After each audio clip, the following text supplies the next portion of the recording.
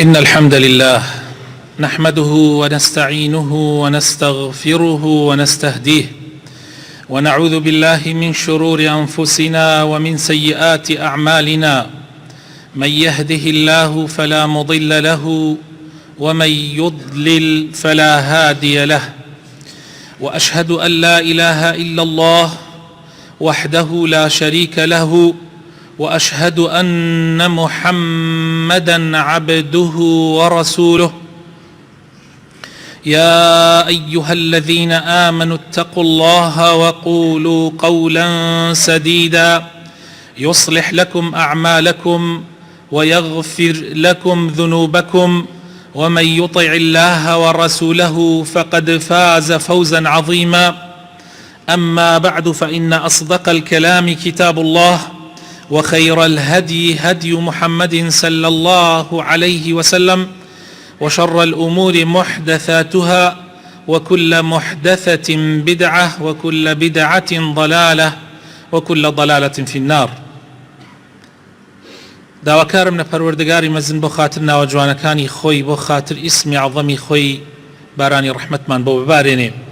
یا ڕەبی لێت ئەپاڕێینەوە بە ناوە جوانەکانت، بە ناوی ئەلموغیث. يا غياث المستغيثين أغثنا يا أرحم الراحمين. اللهم أنزل علينا رحمتك يا رب، اللهم أنزل علينا بركاتك يا رب. يا ربي خوايا بخاطرنا وجوانكاني خود بخاطر اسم عظمي خود بتاواني خوما لقل معنا ميكا. يا ربي بزيد بمعنى بيتوا، بزيد بمنال وآفرتانا بيتوا. يا ربي بزيد بفقير وهجارانا بيتوا يا رب العالمين. يا ربي بزيد بزمانكانا بيتوا يا رب العالمين. باراني رحمت من ببارنا بأميد من مكلا رحمتي خود يا الله. خوش كبرى بالرزا كان مسلمان خوشوي سكان. إمامي مسلم لحديث جمارة 671 لأبو هريرة وخويل الرازي بصحابي بالرزي في غمري خوشوي اسمان صلى الله عليه وسلم بوما نجريت وك رسول الله فرموي: أحب البلاد إلى الله مساجدها، وأبغض البلاد إلى الله أسواقها. پیغمبری عزیزمان، پیغمبری خوشویستمان ئەفەرمێ خۆشەویستترین وڵات، خۆشەویستترین جێگا لە لای خوای پەروەردگار لەسەر ڕووی زەویە مزگەوتەکانە، و بوغزاویترین شوێنیش لە لای خوای پەروەردگار بازاڕەکانە. سلمانی فارسی خوای لێ ڕازی بێ سەحابەی پێغەمبەر صلى الله عليه وسلم فەرمووی: لا تكونن إن استطعت أول من يدخل السوق، ولا آخر من يخرج منها، فإنها معركة الشيطان وبها ينصب رايته. أفرمي حتى بوت أكري يكم كسمة بكاتشي بازار، يعني يكم كسمة بلوي كدكان كيتوا كبازار كي، وآخر كسيش موا كلبازار درتشي، چونك جيغاي جنگي شيطان كتيا زور جار سركوي بازار كان هل لويشا شيطان آلاي خوي هلأكا. إمامي نووي لشرح صحيح مسلم أفرمي بو بازار كان شوێنی شەیطانە و خوای تەعالا خۆشی پێیان نایەتەوە، چونکە زۆرینەی غەش و فێڵ، زۆرینەی ڕیبا و سوو خواردن، درۆی سوێنی درۆ، خلافکردنی وعد، پشتکردن لە زکری خوا سبحان الله لە بازاڕەکان هەیە. ئەغلب وایە و قیاسیش لەسەر ئەغلبەکرێ، نەک لەسەر تەنیا کە پیاوێکی ئیماندار ها لە بازاڕا و دائیم دەمی بە زکری خوایە و قەت درۆ ناکە و قەت فێڵ ناکە، ئەوە حاڵەتێکی شازە. یان ئەتوانی بڵێ کەمینەیە. زۆرینەی ئەهلی بازار خەریکی فرتوفێڵن، خەریکی ترازوبازین، خەریکی غەشکردن لە پیاوانە و لە هینا ئەگەر ئاگایان لە خۆیان نەبێ ئەمە طبعا ئاگادارکردنەوەیە پێغەمبەری خوا صلی الله علیه وسلم نافەرمێ مەچنە بازار یا معاملە مەکەن نا ئەفەرمێ لای خوا خۆشەویست نییە ئاگات لە خۆ دەبێ بازار شوێنی شەیطانە شوێنی معرەکەی شەیطانە بەڵام مزگەوتەکان کە ماڵەکانی خوایە لە مزگەوتەکانە زۆربەی جار نوێژەکان ئەنجام ئەدرێ قورئانی تیا ئەخوێنرێ زانستی شەرعی تایە دراسە ئەکرێ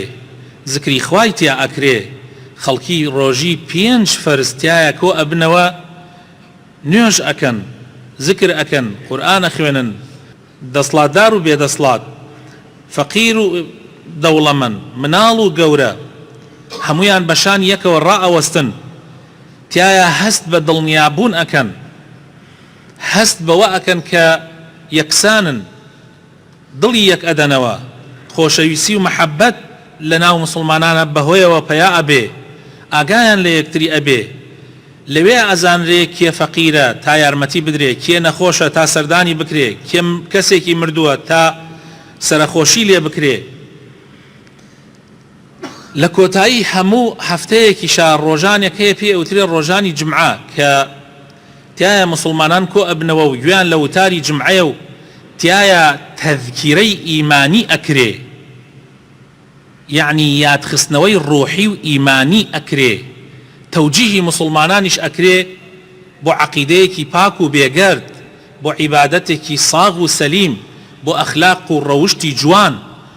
بۆ ئەوەی لە عەقیدە و بیر و باوەڕە خراپەکان بە دوور بن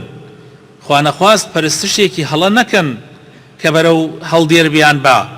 دوور بن لە ئەخلاقی خراپەوە هەر لە مزگەوتەوە حافظ قورئان دروسە بێ مناڵێکی ڕەبانی قورئانی پەروەردە ئەبێ هەر لە مزگەوتەوەیە دەرس محاضەرات ڕەمەزانان دەرس و دروس دەیەها پیاوی چاک دەیەها عالمی گەورە دەیەها سەرکردەی گەورەی هەموو ملەتەکان و من ضمنهم کورد لە مزگەوتەکانەوە پەروەردە بوون بۆیە مزگەوت خۆشەویستترین شوێنەکانە لای خوای پەروەردگار خوای تعالی لە سوورەتی نوورە ئەفەرمێ في بيوت أذن الله أن ترفع ويذكر فيها اسمه يسبح له فيها بالغدو والآصال لما ليلك أخوي تعالى أمري كردوا لما ليلك ككردوت يا مالي خوي كمزقوت كان خوي تعالى أمري كردوا كبرز رابجيري أن ترفع برز رابجيري بآودان كردنوي بپاك راگرتني بوي دور بيت أو شوينة مباركة لكرينو فروشتن لباسي دنيا بەڵکو ببێتە شوێنی پاکی شوێنی خاوێنی شوێنی قسەی چاک شوێنی پەروەردەکردنی نەوەی داهاتوو ئەم جا فەرمێ و هەروەها وەیوذکەرە فیها اسمه و ئەمریشی کردووە خوای تەعالا کە تایە زکری خوا بکرێ قورئان بخوێنرێ پەیامی خوا بگەیەنرێ دەرس و دروس بە خەڵکی بدرێتەوە ئەخلاق و ڕەوشت و پەرستش و عیبادەت و عەقیدە و بیر و باوەڕ تایە ساغ بکرێتەوە يسبح له يعني لەناو ئەو شوێنانە خوا ئەمری کردووە تەسبیحاتی ئەو بکرێ پاک ڕاگرتنی پەیامی خوا و دینی خوا بە شەو و بە بەیانیان و بە ئێواران غودو يعني بەیانیان لە نوێژی بەیانیوە ئاسالیش کۆتایی ڕۆژەکە مەغریب و عیشایە ئەمە کێ ئەم ئیشانە ئەکا کێ کە مزگەوت ئاوەدانەکاتەوە بەرز ڕای ئەگرێ ریجال ئاەتەکەی دوایەوە ریجال پیاوانێک لا تلهیهم تجارة ولا بيع تجارەت و بازرگانی مەشغوڵیان ناکا لە کارە گەورەکە کە خوا خەڵقی کردوون بۆ ئەوە کڕین و فرۆشتنی بازار مەشغوڵیان ناکا بەڵکو حتى ئەگەر بڕۆنە بازار حتى ئەگەر بڕۆنە کاسبی بەڵام دڵیان بەسراوە بە مزگەوتەوە بەردەوام دڵی لە مزگەوتە دڵی لە ئیشە سەرەکیەکەیە خوای تەعالا ئێمەی بۆ ئەوە خەڵق کردووە خۆشەویستەکانم هەدەفی سەرەکی لە خەڵقی ئینسان ئەمێ بەڵام ئەوکان تریش زەروراتی ژیانن مەجبوری ئەنجامی بدەیت بەڵام نابێ ئەمەت لەبیر بباتەوە. بۆیە خوای تەعالا ئەفەرمێ پیاوانێک دائیمەن ئەوانەی کە زۆر لێ هاتوون، زۆر مردن، زۆر ئەمری خوا جێبەجێکن، خوای تەعالا لە قورئانە بە ریجال ناوێنەبا. پیاوانێک چی ئەکەن ئەم پیاوانە؟ عینەن طبعا لە شوێنی تریشە هەیە لە قورئانە، مەسەلەن سورة ئەحزاب ئاەتی 23 خوای تەعالا ئەفەرمێ من المؤمنین الرجال. ئەم ریجالانە چین؟ لەناو ئیماندارانە پیاوانێک هەیە. خۆ بۆ ئیمانداران هەمویان پیاو نین؟ بەڵێ هەمویان پیاون. ئەی بۆ خوا ئەفەرمێ لەناو ئیماندارانە پیاوانێک هەیە، یعنی کەسانێک هەیە لێ هاتوون. من المؤمنین الرجال صدقوا ما عاهدوا الله عليه، ڕاستەکەن لەگەڵ خوایە، درۆ ناکەن، هەر بەس بەدەم یا بە ظاهیر و دوایەوە ئەخلاق و ڕەوشتەکانیان لەگەڵ دینا نەگونجێ. رجال لا تلهيهم تجارة ولا بيع عن ذكر الله وإقام الصلاة وإيتاء الزكاة. هیچ مشغولیان ناکە لە نوێشکردن، لە زەکاتدان، لە ذکری خوا. يخافون يوما، بە جوانی تێگەیشتون کە ڕۆژیەک هەیە کە ئەوان لێ ئەترسن تتقلب فيه القلوب والأبصار، ڕۆژێک کەوا دڵەکان هەموو هەڵەگەڕێنەوە، چاوان هەموو ئەبڵەقە بن. خوا پەنامان بدە لەو ڕۆژە. جا خۆشەویستەکانم، پێویستە لەسەر ئومەتی ئیسلام مزگەوتی لەبیر نەچێ، بازاڕەکان نابێ مزگەوتەکانمان لەبیر بباتەوە، پەیامی مزگەوت نابێ لەبیر بچێ بەهۆی دنیاوە، بەهۆی مەشغوڵبوون بە دنیا و بە کاسبی و بە ئیشکردن و بە مەشغوڵبوون بە مناڵ و بە خێزان و ئەوانەوە. ئەبێت مسلمانان تا بۆیان ئەکرێ بە پارە و ماڵیان، بە نەفس و ڕوحیان خزمەتی مزگەوت و ماڵەکانی خوا بکەن، ئاوەدانی بکەنەوە، عیمارەتی بکەن. نەیە لەن مزگەوت بێناز بکەوێ، براینا لە هەر شوێنێکە مزگەوت بێناز بێ، یعنی ئیمان لەو شوێنە نییە. لە هەر شوێنێکە مزگەوت ئاوەدان بێ بە بینای، بە کەسایەتەکانی، بە نوێژکردن لە ناوێ، ئەوە دلیلی ئیمانە. إنما يعمر مساجد الله من آمن بالله واليوم الآخر. کێ ماڵەکانی خوا ئاوەدان ئەکاتەوە؟ طبعا دوو جۆر ئاوەدان کردنەوە، بەوەی کە بیناکەی نوقسانیەکانی نێلی نوقسانی ببێ، هەمووی پڕکەیتەوە، و بە نوێشکردن تایە، ذکرکردنی خوا تایە. کێ؟ کەسانێک کە ئیمانیان هەیە بەخوا بە ڕۆژی دوایی، ئەوانە مزگەوت ئاوەدانەکەنەوە. ئەبێ مسلمانان پێشبڕکێ بکەن لە خزمەتکردن و ئاوەدانکردنەوەی مزگەوتە، و تەنها مەبەستیشیان ڕەزابوونی خوا بێ. براینە هەموو خێر و سەدەقەیەک باش وایە بە نهێنی بکرێ، ئللا سەدەقەیەک بۆ ئاوەدانکردنەوەی ماڵی خوا، بۆ جیهادکردن لە پێناوی خوا، بۆ ئەو کارە خێریانە کە کاری گشتین. ئێستا ئەبێ بە ئاشکرا بکرێ ئەو منافەسانە،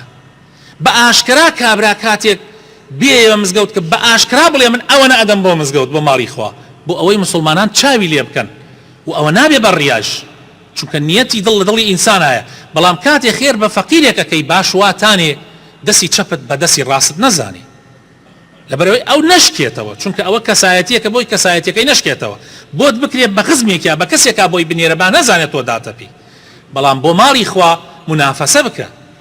ئەبوو بەکری سدیق و عومەری کوڕی خەتاب و ئەسحابەکانی پێغەمبەر صلی الله علیه وسلم لە کارە خەیریەکانە کاتێ پێغەمبەر ئەیفەرموو مسلمانان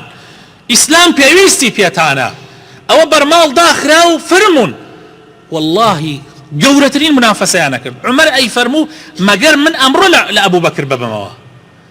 ڕۆیشت چی هەبوو لە ماڵە، بۆ نمونە دەفتەرێکی هەبوو لە ماڵە 50 وەرەقەی هێنا و خستە سەری، وتی ئەمڕۆ لە ئەبوو بەکر ببمەوە. کاتی ئەبوو بەکر هات تەماشای کرد، ئەبوو بەکر دەفتەرێکی لە ماڵ بوو، هەموو دەفتەرەکەی هێنا خستێ ناوی. سبحان الله، ئەمڕۆش نەمتوانی لە ئەبوو بەکر ببمەوە. پێغەمبەر صلی الله علیه وسلم بە عومەر فەرموو عومەر چیت بۆ ماڵ و مناڵت جێڵا؟ فەرمووی نیوەی ماڵەکەم نیوەیم هێنا، ئەو پارەی کە هەم بوو نیوەیشم جێڵا بۆیان. بە ئەبوو بەکر فەرمووی ئەبوو بەکر تۆ چی جێڵا؟ فەرمووی هەر هەموویم هێنا، ئەی پێغەمبەری خوا، خوا و پێغەمبەری خوام بۆیان جێڵا. ئەوە منافەسەیانە کرد. لە کاتی گرانیەکانە، لە کاتی ناڕەحەتیەکانە، عوسمانی کوڕی عەفان بە سەدەها حشتر و قافڵەی گەورە گەورەی ئەهات لە تجارەت بۆ ناو مەدینە. کاتێ تاجرەکان ئەڕۆیشتن ئەیانوت ئەوە نەت پێ ئەدەین، یعنی مەسەلەن لە 105 پێ ئەدەین قازانج، فەرموو زیاترم پێدراوە یەکێک ئەیوت لە 106 ئەیوت زیاترم پێدراوە تا گەیانیانە 110 وتیان کەس ناتوانێت لەوە زیاتر بدا ئیتر قازانج ناکا لەوە زیاتر فەرمووی من یەک بە 600م پێدراوە بڕۆن هەمووی تەوزیعکەنە سەر فەقیر و هەژارانی مەدینە هەموو ڕۆژێ ئەمە نییە هەموو ڕۆژێ خەڵق ئاوا پێویستی پێی نییە بۆیە پێغەمبەر صلی الله علیه وسلم فەرمووی ئیتر عوسمان هیچ زەرەری پێ ناگەێنە لەم ڕۆ بەدواوە تەواو بەهەشتی بۆ خۆی کڕی هەموو ڕۆژێک ئەم فورسەتە نییە تۆ بەهەشت بکڕی بیرێک هەبوو لە مەدینەی پێغەمبەر صلی الله عليه وسلم هی کابرایەکی جوولەکە بوو تەنها بیرێک بوو کە خەڵق ئاوی شیرینی لێ ئەینەکرد بە پارە ئەیدا بە پارە ئاوی ئەفرۆشت پێغەمبەری خوا صلی الله علیه وسلم فەرمووی مسلمانان زۆربەیان فەقیرن ئیسە مسلمانێک هەبوایە ئەف بیرەی ئین بکردایە عوسمان یەکسەر بەر لە ئەوەی کەسێکی تر هەڵسێ یەکسەر خۆی دزیەوە ڕۆژ گەیشتە کابرای جوولەکە وتی بە چەند ئەیفرۆشی نیوەی مەوێ مثلا مقدارێکی دیاری کرد فەرمووی ئەوە هی مڵکی منە تەواو هاتۆ بۆ لای پێغەمبەری خوا صلی الله علیه وسلم فەرمووی ئەی پێغەمبەری خوا ئەوە بیری ڕومەم نیوەی کڕی ڕۆژی ئاوی ئێمەیە ڕۆژی ئاوی کابرای جوولەکەیە کە ئەیفرۆشێ مسلمانان لە ڕۆژەکەی منە هەمویان بڕۆنەوە بەبەلاش ئاو پڕ بەبەلاش تر کابرای جوولەکە مەجبور هاتە لای ئیمامی عوسمان بە هەرزان ئەو بەشەکەی ترشیدا چونکە لە ڕۆژەکەی ترا کەس نەیەکڕی ئەویشی کڕی هەر هەمووی وەقف کرد لە پێناوی خوایە ئەصحابەکانی پێغەمبەری خوا صلی الله علیه وسلم ئاوا بوون عەبدوڕەحمانی کوڕی عەوف کاتێک کابرایەکی فەقیر دێتە خزمەتی پێغەمبەر صلی الله عليه وسلم داوای گەنمەکە ئەفەرمێ بچۆ دوکانەکەی عەبدوڕەحمانی کوڕی عەوف بڕۆ بڵێ پێغەمبەری خوا صلی الله عليه وسلم فەرموویەتی فەردەیەکی گەنمم باتێ کاتێ چوو پرسیاری کرد کامە دوکان عەبدوڕەحمانی کوڕی عەوف وتیان ئەوە دوکانەکەیەتی چوو تەماشای کرد عەبدوڕەحمان دانیشتووە قاپێک یا بەدەستەوە ئەو گەنمانەی کەم لە کات یعنی کێشانەوە هینە ئەڕژێ دانیشتووە دانە دانێکۆ یەکاتوە کاتە ناو قاپێک بەدەستێوێتی ئیتراوی زۆر سەیری هات وتی ئەمە وە فەردە ئەوە تا دانە کۆ کاتەوە ئەمە هات بگەڕێتە دواک سەری بەرز کرد و عەبدوڕەحمان فەرموو خێرەوە هاتی و گەڕایتۆ وەڵڵی نازانم بڵێم چی پێغەمبەری خوا صلی الله علیه وسلم منی ناردووە بۆ لای تۆ هاوکاریم بکەیت و یارمەتیم بدەیت کاتی ئەبینم تۆ بە دانە گەنم کۆکەیتەوە لە تۆی شەقەکانە دەرەکەیت و ئەیکەیتە ناو قاپێک ئومێدم نەما فەرمووی ئێمە بە دانە کۆیەکەینەوە بەڵام بە جوملای ئەی بەخشین لە پێناوی خوا چەندێکت ئەوێ باریکە و بیبە چەندێکت ئەوێ باریکە و بیبە خۆشەویستەکانم ماڵەکانی خوا با بێناز نەبن إنما يعمر مساجد الله من آمن بالله واليوم الآخر وأقام الصلاة وآتى الزكاة ولم يخش إلا الله فعسى أولئك أن يكونوا من المهتدين في غمري خوشويس ما نفرمي صلى الله عليه وسلم لحديثك صحيحة كإمام مسلم وإمام بخاري أيرنوا من بنى لله مسجدا بدشان رواية يكاتوا بنى الله له مثله في الجنة هر كسيك مزقوتيك بنا بكا لبيناوي خواي تعالى وەکو ئەوەی بۆ بیناکات لە بەهەشتا لە ڕیوایەتێکی ئەم حەدیثە کە ڕیوایەتی ئیمامی ئیبن ماجەیە ئەفەرمێ من بەنا مەسجدا لله كمفحص قطات وەکو لانەی سوێسک هەر کەسێ ماڵێکی بۆ خوا دروست کرد بەقەدەر لانەی سوێسکێ جا عولەما ئەفەرمن بۆیە لانەی سوێسکی باز کرد چونکە سوێسک لە باندار لانە ناکە یەلکە ناکە لە شاخەکانە نایکە بەڵکو لە عەرزێکە ئایکە لەسەر زەوی ئایکە مزگەوتیش ئاوایە ئەوەنەی لانە سوێسکێ پاجەیەک بۆ خوا دانەی کە عیبادەتی خوای تەعالای لێ بکرێ حتى ئەفەرمێ ئەو ئەصغر لەوەش کەمتر بنى الله له بيتا في الجنة خوای تەعالا ماڵێکت بۆ دروستەکە لە بەهەشتا ئەگەر دەست بوو بێ لە یەک بلۆکی مزگەوتە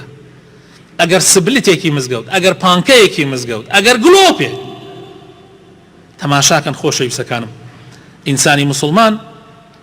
ئەبێ هەوڵدا حتا لە دنیاە ڕەزیل نەبێ خۆشەویستەکانم زۆر کەس پارەی هەبوو ئەیتوانی خێر بکە ئێستا بێ پارەیە و حەزەکا بیکە ناتوانێ بیکە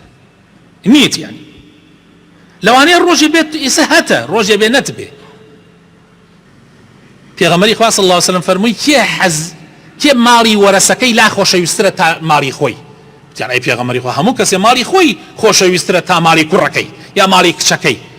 دەی فەرمووی ئەوەی ئەیبەخشی ماڵی خۆتە ئەوەی نایبەخشی هیچ کوڕ و کچەکەت